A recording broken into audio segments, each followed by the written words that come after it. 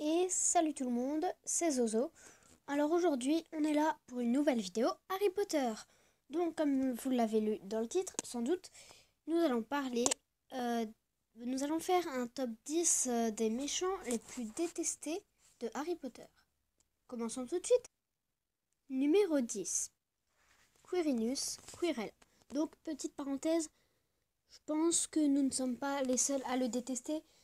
Puisque ses parents, je pense pas qu'ils devaient l'aimer beaucoup non plus. Parce que regardez un peu ses initiales, QQ, enfin... Voilà, fermons la parenthèse. Donc, dans Harry Potter à l'école des sorciers, Quirrell tente de s'emparer de la pierre philosophale qui se retrouve alors dans la poche de Harry grâce au miroir du Riséd. Il voudra ensuite la donner à Voldemort, son maître, qui se trouve derrière son visage. Voldemort pourra alors retrouver son corps et tuer Harry par la suite. Numéro 9. Tom Jedusor adolescent.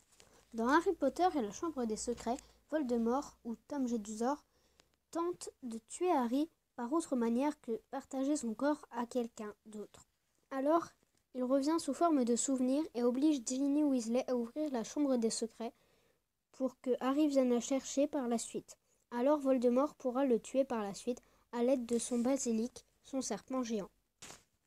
Numéro 8. Barthémius Cropton Jr., dit Barty. Dans Harry Potter et la Coupe de Feu, ce mange-mort s'est déguisé en Alastor Maugret, dit Maugret Folloy, pour aider Harry Potter lors de ses tâches.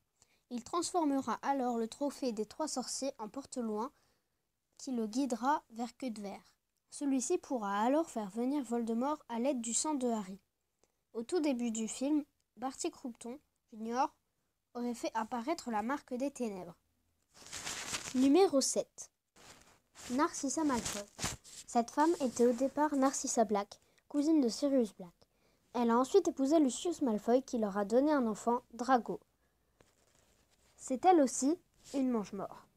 Dans Harry Potter et le prince de Sang-Mêlé, Severus Rogue s'est arrangé avec elle pour protéger Drago pour que celui-ci puisse tuer Dumbledore.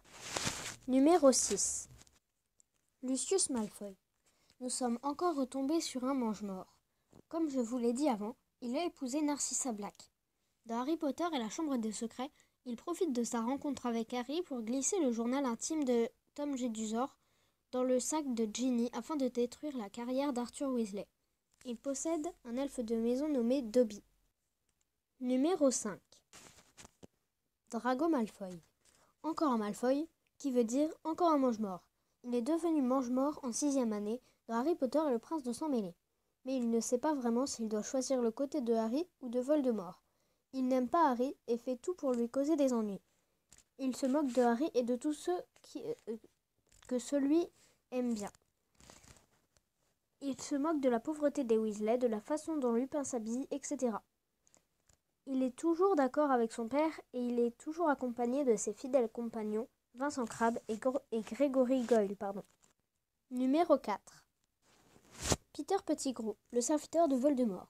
Il a fait revenir Lord Voldemort dans Harry Potter et la Coupe de Feu à l'aide du sang de Harry. Il est la cause de la mort de James Potter et de Lily Evans ou Potter, les parents de Harry. Il est aussi la cause de la condamnation de Sirius Black à Azkaban. Quand il était à Poudlard, il traînait avec Rémus Lupin, entre parenthèses Lunard, Sirius Black qui était Patmol et James Potter qui était Cornedru. Il était l'un des auteurs de la carte du maraudeur, entre parenthèses Queue de Verre. Au départ, dans les 2 premiers Harry Potter, il reste dans la poche de Ron. Celui-ci croit que c'est un rat banal, mais en fait, c'est un animagus. Numéro 3. Dolores Sombrage. Elle apparaît dans Harry Potter et l'Ordre du Phénix. Cette vieille folle est la sous-secrétaire d'État auprès du ministère de la Magie avant de travailler à Poudlard. Elle a alors le poste de défense contre les forces du mal. Pour punir les enfants, elle leur fait écrire des lignes avec leur sang. Elle n'apprend pas de formule magique pour se défendre car elle prétend que personne ne peut attaquer ses élèves pendant son cours. Numéro 2. Bellatrix Lestrange. Au départ, elle était Bellatrix Black, admirait un peu ses initiales, BB. Ses parents ne devaient pas non plus l'aimer. Donc, au départ, c'était Bellatrix Black. elle a épousé Rodolphus Lestrange.